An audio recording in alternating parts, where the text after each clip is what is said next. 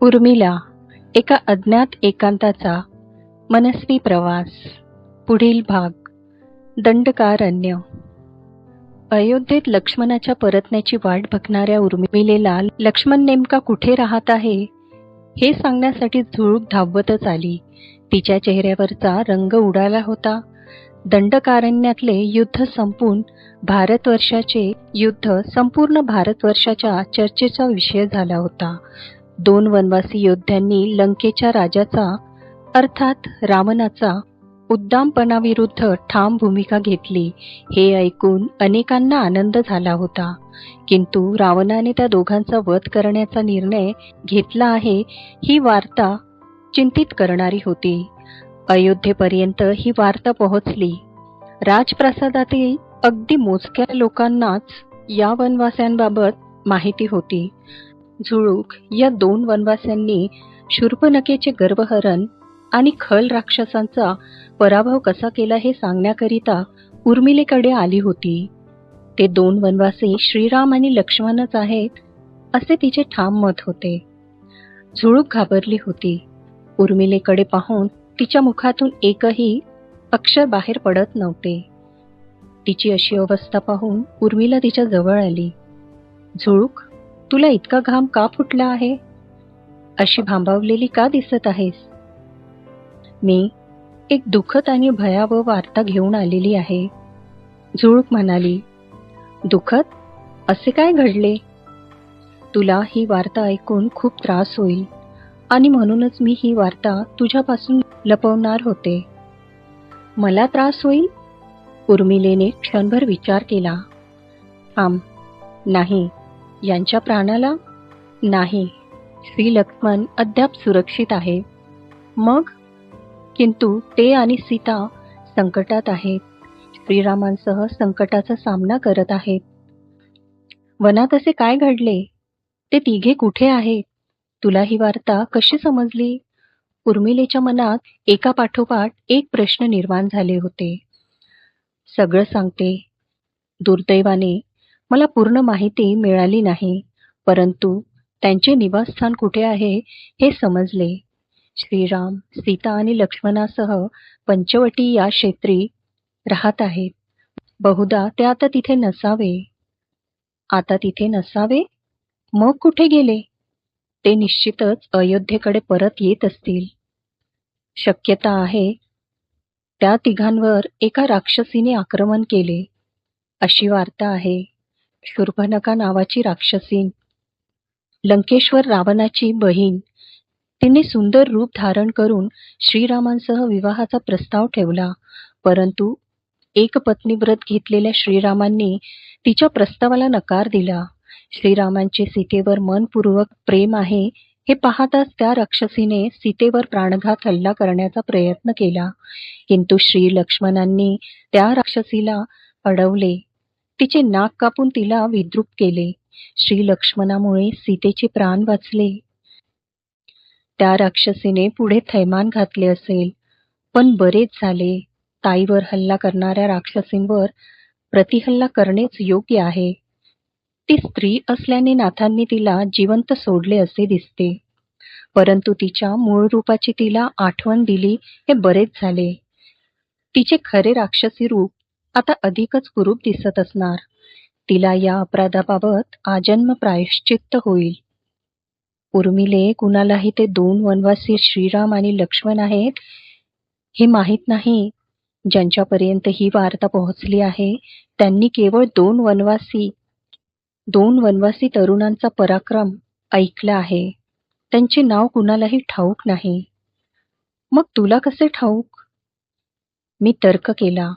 2 वनवासी तरुण आणि 1 तरुणी, 1 युगल आणि 1 पुरुष, हे तिघे श्रीराम, श्री लक्ष्मण आणि सीताच असावे. अन्यथा पुढे जे घडले ते घडले नसते. कोणत्याही वनवासी युवकांमध्ये एवढे सामर्थ्य नाही. पुढे काय घडले? त्या शूर्पणखेने तिच्या भावाकडे श्रीरामांची आणि लक्ष्मणांची तक्रार केली म्हणे. सीतेचे अपहरण करण्यास त्याला प्रवृत्त केले. त्याने श्रीराम आणि श्री लक्ष्मणांचा वध करून सीतेला लंकेत नेण्यासाठी खल आणि दूषण या 2 राक्षसांना सैन्यासह पाठवले. किंतु या 2 वनवासी युवकांनी त्या दोन्ही राक्षसांना आणि सैन्याला ठार मारले. मायावी डावपेचांना मायावी डावपेचांनी उत्तर दिले.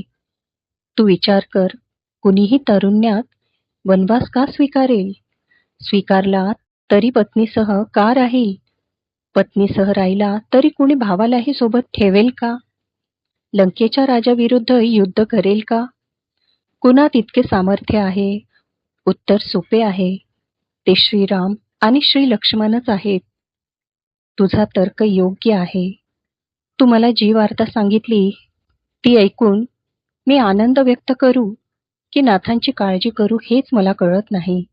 ताईचे रक्षण करून पापी लोकांचा वध करणाऱ्या पतीचे गुणगान करू की आता पुढे लंकेचे सैन्य त्यांच्या विरुद्ध युद्ध पुकारेल या विचाराने चिंतित होऊ. पती एवढा सामर्थ्यवान असताना त्याची चिंता करणे म्हणजे त्याच्या पराक्रमावर प्रश्नचिन्ह उपस्थित करणे होय. एका क्षत्रिणीला शोभत नाही. त्यामुळे मी त्यांच्या कर्तृत्वाचा गौरव करणेच योग्य समजते. पुढे संकट आले तरी श्रीराम आणि नाथ संकटांना पराभूत करू शकतील. उर्मिले, ही गोष्ट वाटते तितकी सोपी नाही. तुझ्यातील सकारात्मकता पाहून मला आनंदच झाला, पण आपल्याला तिथे नेमके काय घडत आहे याची काहीच कल्पना नाही. तिथे काहीही घडले तरी त्याची वार्ता आपल्यापर्यंत यायला 1 मासापेक्षा अधिक कालावधी लागेल. अयोध्येपर्यंत ही वार्ता पोहोचली तरी आपल्यापर्यंत यायला हवी.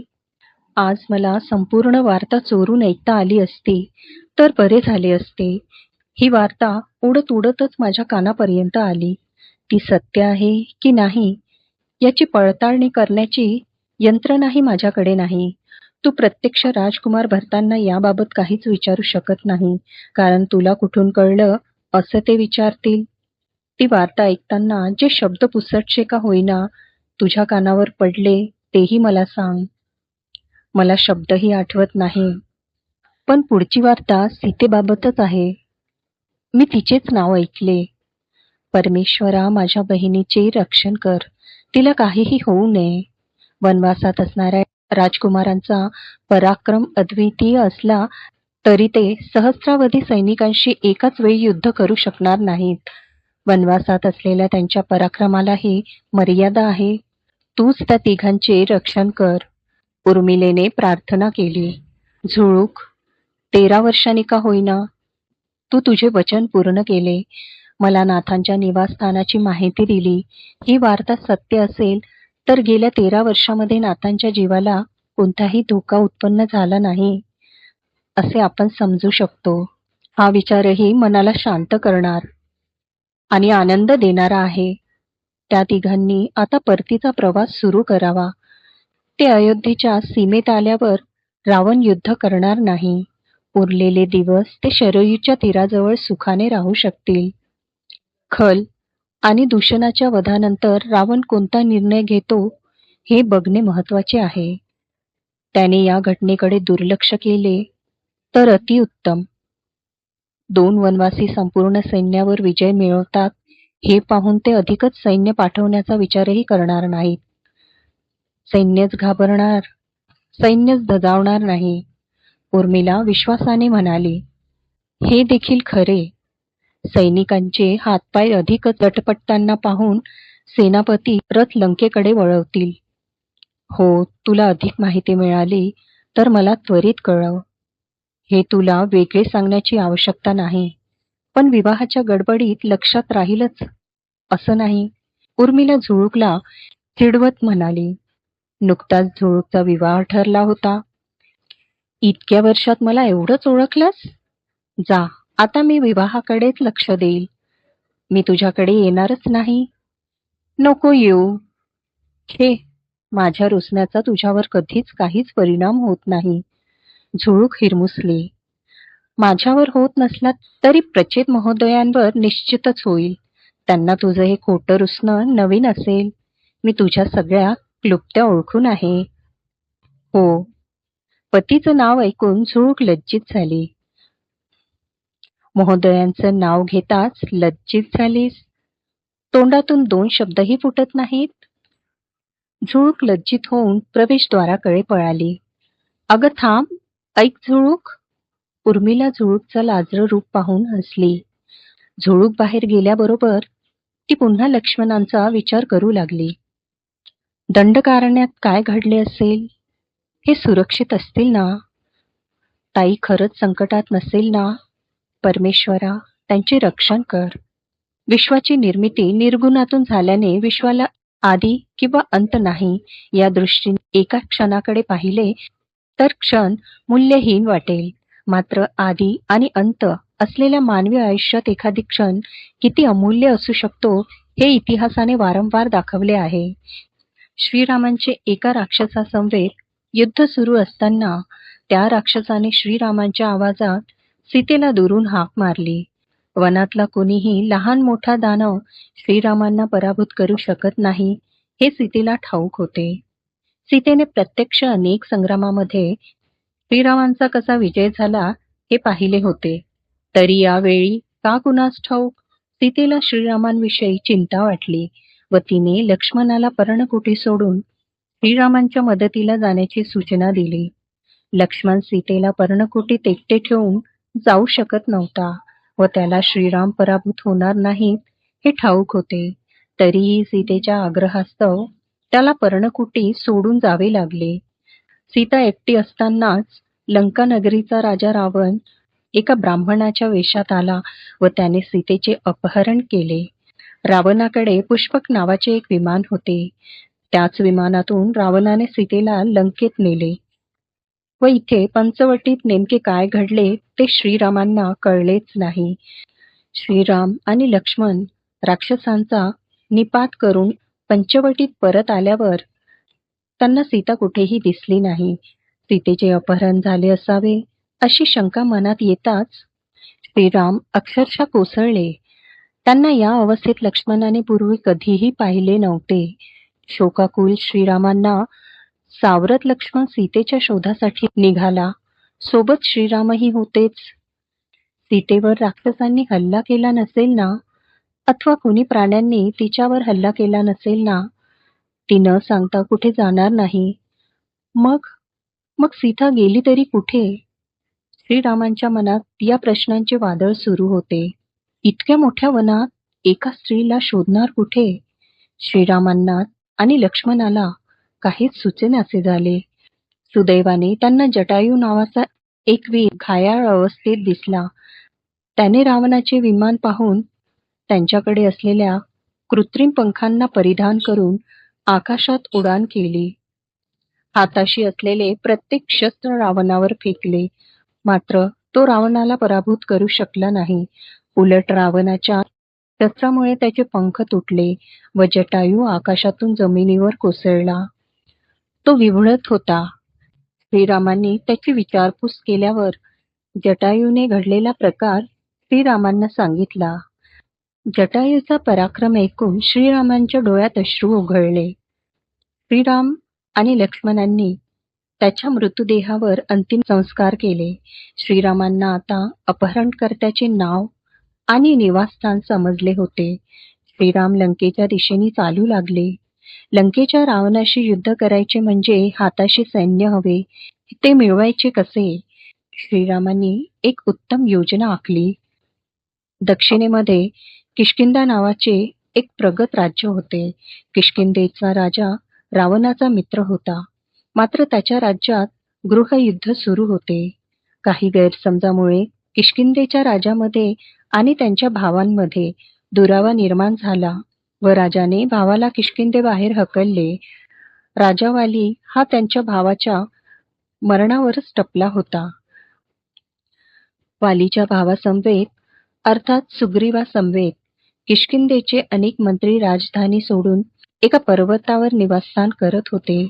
श्रीरामांनी या सुग्रीवाला गाठले व त्याच्याशी मैत्री करून किष्किंधेच्या राजाचा वध केला. सुग्रीवाला सोबत घेऊन आता लंकेवर स्वारी करणे हे श्रीरामांचे प्रथम उद्दिष्ट होते. उर्मिला अत्यंत दुःखी झाली होती. चूक ताईला राक्षसांनी बंदिस्त केले आहे. ती कशी असेल? तिला लंकेतील राक्षस किती त्रास देत असतील, तिला किती बिकट अवस्थेत राहावे लागत असेल. उर्मिलेच्या डोळ्यातून अश्रूच्या धारा वाहत होत्या. ईश्वराच्या कृपेने श्रीरामांना आणि श्री लक्ष्मणांना या युद्धात विजय प्राप्त हो. त्याशिवाय नियुक्तीकडे दुसरा पर्यायच नाही. तिने या कुटुंबातील प्रत्येक व्यक्तीच्या संयमाची परीक्षा घेतली आहे. आमची तपस्या अशीच वाया जाऊ शकत नाही. त्यांना युद्ध जिंकावेच लागेल. उर्मिला हुंदके देत म्हणाली. हो, हनुमंत म्हणाले की श्रीराम आणि श्री लक्ष्मण हे युद्ध जवळपास जिंकलेच आहेत. तरीही ते स्वतः हिमालयापर्यंत आले. त्यांनी औषधी शोधल्या. त्यांना इतक्या तातडीने इथे यावे लागले. याचा अर्थ लंकेत श्रीराम आणि नाथांवर खूप मोठे संकट कोसळले असेल. त्यांच्या प्राणांना धोका असेल तर? नाही, असे होऊ शकत नाही. परमेश्वर असे होऊ देणार नाही. प्रार्थना करण्याशिवाय आपण दुसरे काय करू शकतो? सगळ्यांचेच हात बांधले आहेत. श्रीरामांनी राजकुमार भरतांनाही लंकेत जाण्यापासून रोखले आहे. झुळूक हतबलता अधोरेखित करत म्हणाली, आज मला कैकेयीचा प्रचंड राग येत आहे. इतका राग मला कधीच आला नाही. त्यांच्यामुळे माझी ताई राक्षसांच्या कैदेत आहे आणि नाथांचं प्राण संकटात आहे. श्रीरामही मूर्छित होऊन मृत्यूशी झुंज देत आहेत. हे सगळं त्यांच्यामुळे घडलंय. उर्मिलेच्या मनात क्रोध आणि दुःख या दोन्ही भावना निर्माण झाल्या. निसंशय तिचा दोष आहेच, परंतु झुळूकचे वाक्य तोडत उर्मिला म्हणाली, परंतु तुला श्री लक्ष्मणांनी त्यांच्या जीवनाचा जो गूढ उद्देश सांगितला होता, तो हाच असावा का? रावणाचा पराभव झाला तर असंख्य स्त्रियांना स्वातंत्र्य लाभेल. भारतवर्षातील अनेक राज्ये सुटकेचा निश्वास सोडतील. त्या रावणाचा वध हेच श्रीरामांचं आणि लक्ष्मणाच्या जीवनाचा उद्दिष्ट असावा का? ते काहीही असो, ते सुखरूप अयोध्येत परत यावे. तू म्हणत आहेस त्याप्रमाणे रावणाचा मृत्यू हा नाथांच्या जन्माचा उद्देश असेल तर उत्तमच. ताईला बंदिस्त करणाऱ्या राक्षसाला मृत्यूदंड द्यायलाच हवा. सखे, तू चिंता करू नकोस. हनुमंत लंकेकडे गेले आहेत. त्यांच्याकडे औषधी सुद्धा आहे. त्या औषधींचा रस प्राशन करून श्रीराम आणि लक्ष्मण लगेच बरे होतील. रावणांचा अंत निकट आला आहे. झुळूककडे बघत उर्मिलेने मान होकारार्थी डोलावली. उर्मिला मांडवीकडे जाण्यासाठी उठली. त्या क्षणी एका दासीने कक्षात प्रवेश केला. दासीने उर्मिलेकडे पाहिले. संधी? दासीच्या मुखातून हा एक शब्द ऐकताच उर्मिला चिडली. ती निर्लज्ज संधी आजही आलीच. उर्मिला रागातच प्रवेशद्वाराच्या दिशेने गेली. झुळूकही तिच्या मागे मागे गेली. तू पुन्हा आलीस? गेल्या 13 वर्षामध्ये मी प्रत्येक वेळा तुला दारातूनच परत पाठवले आहे. तरीही तू तोंड वर करून इथे येतेस? तुला लाज नाही वाटत का? उर्मिला संधीवर कडाडली. मी यानंतर इथे येणार नाही. ही तुझी आणि माझी शेवटची भेट आहे. संधी शांतपणे म्हणाली. तुला भेटण्याची मला मुळीच इच्छा नाही. चालती हो इथून. इथे किती दुःखद प्रसंग ओढावला आहे आणि तू निर्लज्जपणे मला भेटायला आलीस. मला त्याची जाणीव आहे. त्यामुळेच मी तुला भेटायला आली आहे. आजही तुला स्वार्थच सुचत असेल. हो, तुला मला सर्वांना सदैव स्वार्थच सुचत असतो.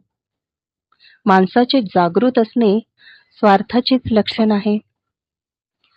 पुरे पुरे तुझं तत्वज्ञान ऐकण्याची मला इच्छा नाही. उर्मिला रागाने म्हणाली. मी तुला जे सांगत आहे त्याकडे लक्ष दे. उर्मिले, मी पुन्हा इथे येणार नाही. तू वारंवार अपमान करूनही मी इथे येत राहिली. आज मी शेवटची आले आहे. आज सर्व बंधने तोडून विचार कर. 14 वर्षापूर्वी तुझा एक अज्ञात व्यक्तीशी विवाह झाला. तो पुरुष वनवासात गेला. आज तो रणांगणावर लढत आहे. तो परत येईल की नाही हे कुणालाही ठाऊक नाही. दुर्दैवाने त्याला काही झालं तर तुला विधवा होऊन या प्रासादात एकटं राहावं लागेल. तुझं तारुण्य सुरू होण्यापूर्वी संपेल. त्यापेक्षा तोंडाला येईल ते बोलू नकोस. ते माझे पती आहेत. कोण पती? ते आज कसे दिसतात ते तुला सांगता येईल का? ते 14 वर्षापूर्वी कसे दिसत होते हे तरी तुला पूर्णपणे आठवतं का? खोटं बोलू नकोस. तुला त्याचा चेहराही स्पष्टपणे आठवत नाही. जग काय म्हणेल याचा विचार करून आणि तुझ्याकडे दुसरा पर्यायही नसल्याने तू पतीवर प्रेम असण्याचा आविर्भावात जगत आहेस. मात्र वस्तुस्थिती ही आहे की तुला त्यांचा चेहराही आठवत नाही. विवाह झाला त्यापूर्वी मला त्यांचा चेहरा ठाऊक नव्हताच. पण नंतर प्रेम उत्पन्न झालेच. त्यामुळे आमचे पुनर्मिलन होताना त्यांचा चेहरा आठवत नसेल तर काय झाले? उर्मिला उत्तरली. उर्मिलेला संधीसोबत वाद का घालावासा वाटतो हेच झुळूकला समजत नसे. म्हणजे तू मान्य केले की तुला त्यांचा चेहरा आठवत नाही. उर्मिले, तू दिसते तितकी भोळी नाहीस. तुला आता जग कळतं. 14 वर्षांनी इथे परतल्यावर त्यांचा व्यवहार कसा असेल याबाबत विचार कर. त्यापेक्षा तू माझा हात धर. आपण दोघी वनात जाऊ. कुणीही आपल्याला शोधू शकणार नाही. संधी म्हणाली. वनात जाणे ही काही अयोध्येच्या राजकुळाची परंपरा झालेली नाही. समोरच्याला पटेल असं बोलायचं, पण शेवटी अवास्तव कल्पनाच्या आहारी जायचं ही तुझी सवयच आहे. तू माझ्या सवयी लक्षात ठेवल्या आहेस हे पाहून मला आश्चर्य वाटलं. असो, तू यावेळी माझ्या प्रस्तावाचा नीट विचार करायला हवा, कारण मी पुन्हा इथे येणार नाही. तुझ्या मृतप्राय जीवनात मी पुन्हा अनुरागाची फुंकर घालू शकणार नाही. संधी सौम्य शब्दात मात्र आर्ततेने सांगत होती. माझी ताई राक्षसांच्या कैदीत आहे आणि मी या प्रसादातून खुशाल पळून जावे असं तू सुचवत आहेस. तुझ्या बुद्धीची मला कीव करावीशी वाटते. मलाही तुझ्या परिस्थितीची कीव येते, पण मी कधी बोलून दाखवत नाही. वनात एका रूपवान स्त्रीकडे पाहून राक्षसाने तिला पळवले हे काय नवीन आहे? ऐन तारुण्यात असलेल्या युवतीला वनवासात जाऊ देऊ नये एवढेही तुम्हाला समजले नाही? तू माझ्या बुद्धीबाबत काय बोलतेस? संधीने उर्मिलेला सुनावले. उर्मिलेकडे या प्रश्नाचे उत्तर नव्हते. जे झाले ते झाले. आज माझ्या कुटुंबाला माझी आवश्यकता आहे. त्यांना सोडून मी कुठेही जाऊ शकत नाही. उर्मिला म्हणाली. पुन्हा कुटुंब? अगं, याच कुटुंबात अडकून तू तुझ्या तारुण्याची 13 वर्ष जाळलीस. तू पुन्हा मला सोडून त्याच कुटुंबात अडकत आहेस? कारण लंकेचं युद्ध जिंकून नाथ अयोध्येत परतणार आहेत. माझा संसार काही दिवसातच पुन्हा सुरू होणार आहे. मी ज्या क्षणाची 14 वर्ष वाट पाहिली तो क्षण माझ्या दृष्टीसमोर असताना मी दुसरा मार्ग का स्वीकारावा? त्यांच्या वनवासाची 14 वर्ष पूर्ण होण्यासाठी केवळ 10 दिवस शिल्लक आहेत. 14 वर्ष पूर्ण होताच मी अयोध्येत परतेन असे वचन श्रीरामांनी श्रीभरताला दिले आहे. श्रीराम वचन पाळून ताई आणि नाथासह अयोध्येत येतील. जशी तुझी इच्छा. पण ते आले नाही तरी मी इथे परत येणार नाही एवढे लक्षात ठेव. तुला पुढची 50 वर्ष याच एकांतात राहावे लागेल. आज माझ्यासोबत आलीस तर किमान आनंदाने स्वतंत्र जीवन जगशील. तूच ठरव. मी तुला सांगून थकले आहे. आज तुला समजवण्याचा कंटाळा आला. उद्या माझाच कंटाळा आला तर मी काय करू? गर्द अरण्यातील एकांत स्वीकारण्यापेक्षा मी या राजप्रासादातील एकांत स्वीकारेन. इथे माझा मृत्यू झाला तरी इतिहास माझा त्याग सदैव लक्षात ठेवेल. वर्तमानात मला काही मिळाले नाही तरी भविष्यात मिळणाऱ्या सुखासाठी मला जगू दे. मला तुझी आवश्यकता नाही.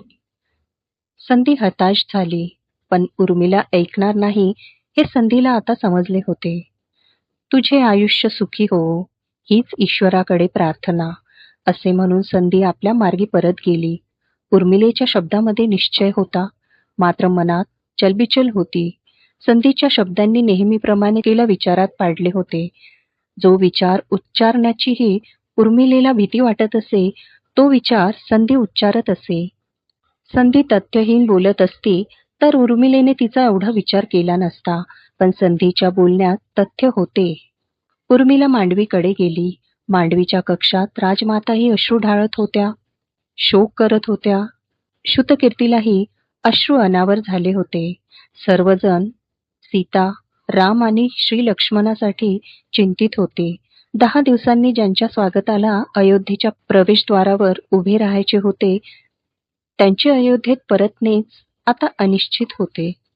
हनुमंताचे आगमन आणि उडान केवळ भरतानेच पाहिले असे नाही, तर अयोध्येतील अनेक नागरिकांनी सुद्धा त्यांना पाहिले होते. एक चमत्कारिक मनुष्य पर्वत घेऊन आकाशात उडत असल्याची वार्ता रातोरात अयोध्येत पसरली. राजप्रासादातून अधिकृतपणे माहिती बाहेर पडली. तेव्हा नगरात एकच कल्लोळ झाला.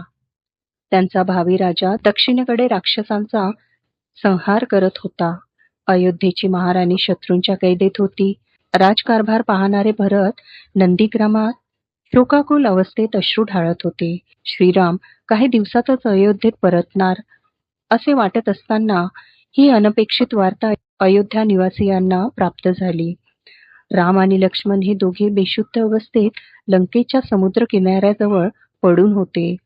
ही वार्ता सीतेपर्यंत पोहोचली, पण सीतेला खरे काय आणि खोटे काय हे समजणेच अशक्य होते.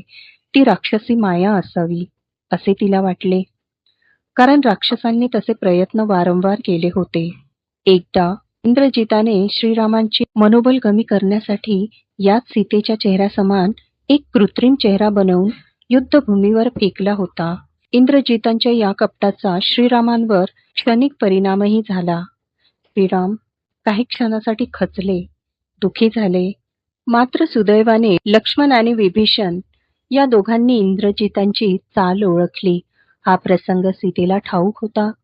त्यामुळे आता सीतेचे मनोबल कमी करण्याकरिता श्रीरामांच्या वधाची वार्ता आपल्याला सांगितली जात आहे असे सीतेला वाटले. मात्र राक्षसगणांचा उत्साह पाहून तिला खरेच श्रीरामांचे काही बरे वाईट तर झाले नाही ना, असा प्रश्न पडला. सीता आणि श्रीराम अगदी काही योजन दूर होते, मात्र लक्ष्मण आणि उर्मिला त्याहूनही खूप दूर होते. युद्धभूमीवर नेमके काय सुरू आहे याबाबत उर्मिलेला यंकिंचितही कल्पना नव्हती. तिच्यासाठी युद्ध सुरू असणेच आश्चर्यजनक होते. वनवासामध्ये एखाद्या राक्षसांसमवेत द्वंद्व होणे स्वाभाविक होते, मात्र लक्ष्मण एका साम्राज्याविरुद्ध युद्ध पुकारेल असे उर्मिलेला वाटले नव्हते. किंबहुना अयोध्येत तसे कुणालाच वाटले नव्हते. अकस्मात घडलेल्या या घटनेमुळे सर्वच आश्चर्यचकित झाले होते. राजमातांच्या खांद्यावर डोके ठेवून तिन्ही बहिणी अश्रू ढाळीत होत्या. राजमातेचे डोळेही पाणावले होते. परिस्थिती पूर्वीसारखी होईल अशी सर्वांना आशा असताना परिस्थिती अधिकच बिकट झाली होती. आधी वनवास, आता सीतेचे अपहरण आणि थेट रावणासमवेत युद्ध. इतकी संकटे येऊनही श्रीरामांनी अयोध्येत कोणताही संदेश न पाठवून वनवासाच्या नियमांचे पालन केले. मात्र अयोध्येत प्रत्येकाला पश्चाताप होत होता. रामाला वनवासात जाण्यापूर्वी का थांबवले नाही? नव्या वधूला वनवासात पाठवण्यापूर्वी आम्हाला लज्जा कशी वाटली नाही? असा प्रश्न राजमातांना पडत होता. स्वतःला सावरा, प्रसंग अत्यंत बिकट आहे, किंतु या प्रसंगी आपण संयम बाळगायला हवा. कौसल्या तिच्या तिन्ही सुनांना समजावत होती. उर्मिलेचे अश्रू काही थांबत नव्हते. ती म्हणाली, माता, मी यांना एकटंच वनवासात जाऊ दिले ही माझी चूक झाली. सुखदुःखात आजन्म एकत्र राहण्याचे वचन मला पाळता आले नाही. त्यांच्यावर ब्रह्मास्त्राचा वार झाला आहे, पण मी इथे बसून काहीच करू शकत नाही. मी चुकले. तू स्वतःला दोष देऊ नकोस. उर्मिले, तू लक्ष्मणासह वनवासात जाण्यास तयार होतीस. त्यानेच तुला थांबवले. तू स्वार्थाचा विचार करून ऐश्वर्यात राहिली असती तर तुझा दोष असता, पण तू त्याच्या निर्णयाचा आदर करत त्याला वनवासात जाऊ दिले. कौसल्येने उर्मिलेला समजावले. आणि हनुमान लंकेकडे योग्य वनस्पती घेऊन गेला आहेच. त्या औषधामुळे राम आणि लक्ष्मण ताबडतोब बरे होतील. हनुमान असेही म्हणाला की युद्ध जवळपास संपत आले आहे. श्रीरामांचा विजय होत आहे. काही दिवस संयम बाळगायला हवा. ते तिघे सुखरूप अयोध्येत परततील. सुमित्रेनेही धीर देण्याचा प्रयत्न केला. माता, ते तिघे सुखरूप परत येतीलच.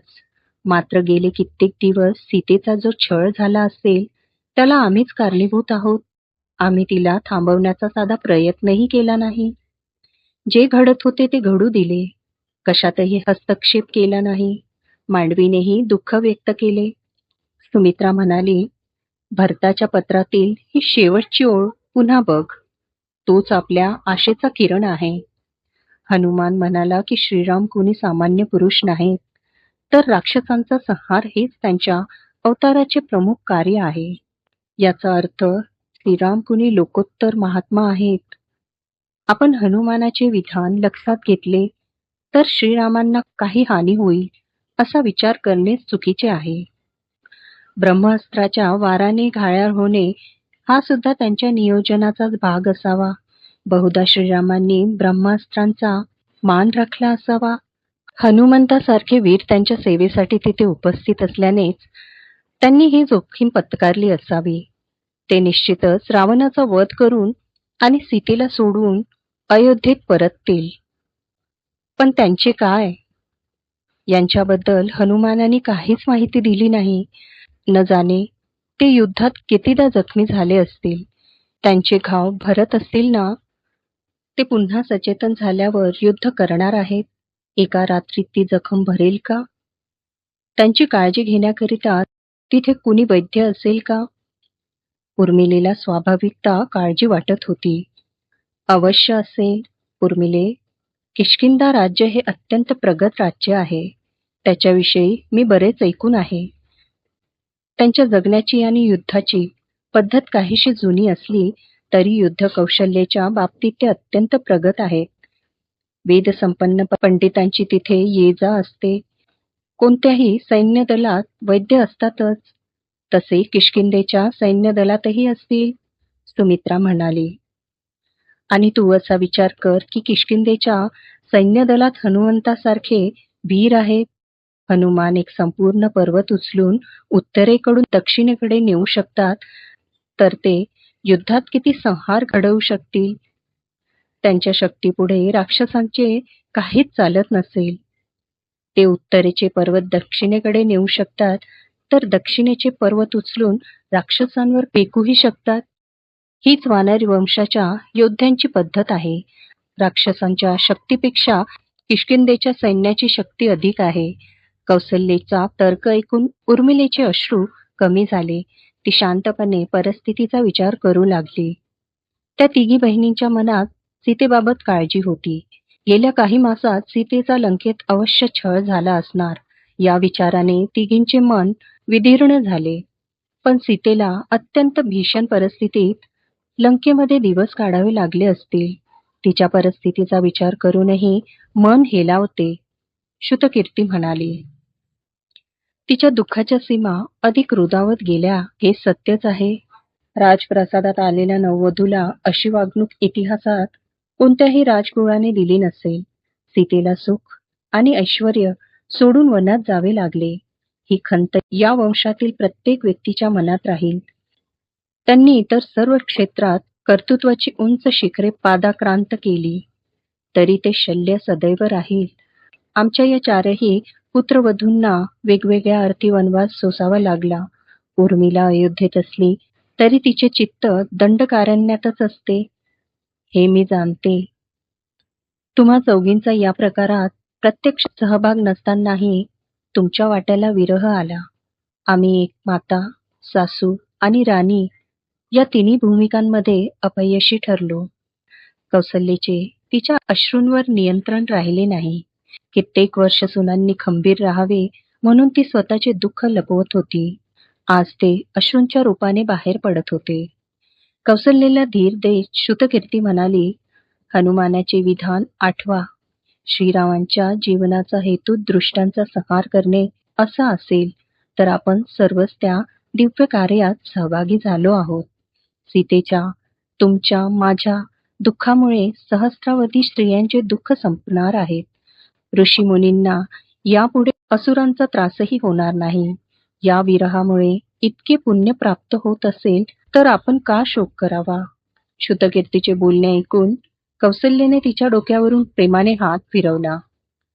त्या दृष्ट रावणाची मती भ्रष्ट झाली नसती तर बहुधा ते तिघे आज अयोध्येच्या सीमेजवळ पोहोचले असते.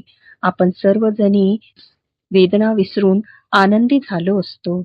मांडवी म्हणाली. कौशल्याच्या डोळ्यासमोर युद्धाचे चित्र उभे राहिले. त्या रावणामुळे लक्षावधी सैनिकांचे बळी जात असतील, निष्पाप नागरिक ठार होत असतील आणि असंख्य स्त्रिया विधवा होत असतील. दृष्टांच्या रक्षणासाठी लढणारा शेवटी दृष्ट म्हणूनच ओळखला जातो.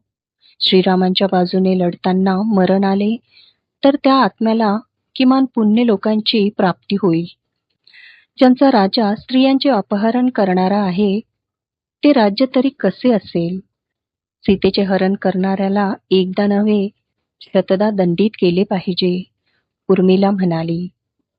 हो, सीतेला हात लावणे म्हणजे अयोध्येच्या अस्मितेला हात लावणे. रामाने आणि लक्ष्मणाने युद्ध केले ते योग्यच झाले. रावणासह त्याच्या सहकार्यांनाही ठार मारणेच योग्य ठरेल. सुमित्रा ठामपणे म्हणाली. आणि सीतेला मी काही दिवसच पाहिले असेल तरी तिचा स्वभाव मी हेरला आहे. ती अतिशय सच्शील, पवित्र आणि गुणी आहे. त्या पवित्र आत्म्याला छळणारी व्यक्ती नष्ट होईल. रावणाचा अंत आता निकट आला आहे. तो दृष्ट लवकरात लवकर ठार हो. सुमित्रेने मनोमन प्रार्थना केली. माता, हे युद्ध किती दिवस चालेल? उर्मिलेने पुन्हा ओल्या स्वरात प्रश्न विचारला. मला तरी काय सांगता येईल? रावणाचे बहुतांश सहकारी पराभूत झाले असेल व केवळ इंद्रजित नावाचा वीर लढत आहे एवढे आपण जाणतो. आपण फार फार असा अंदाज बांधू शकतो की रावणासमवेत लवकरच युद्ध होईल. बहुधा इंद्रजित ठार झाल्यावर लगेच रावण युद्धाकरिता त्या भूमीवर येईल. उर्मिलेचे मन आता दंडकारण्याच्या पलीकडे लंकेकडे धाव घेत होते. मात्र मनाच्या वेगाने उर्मिलेचे शरीर लंकेकडे जाऊ शकत नव्हते. ती मनोगती उर्मिलेकडे असती तरी तिला लंकेकडे जाता आले नसते, कारण अद्याप 14 वर्षांचा वनवास संपायचा होता. त्यानंतर लक्ष्मण, सीता आणि श्रीराम अयोध्येत परतले नाही तर उर्मिलाच काय, तर भरतही संपूर्ण सैन्यासह लंकेवर आक्रमण करण्यास सज्ज होताच. उर्मिलेला 15 वर्षापूर्वी पाहिलेले मिथिलेचे युद्ध आठवले. एका युद्धामुळे किती हाहाकार होतो आणि मनुष्यबळाचा नाश होतो हे तिने कोवळ्या वयात पाहिले होते.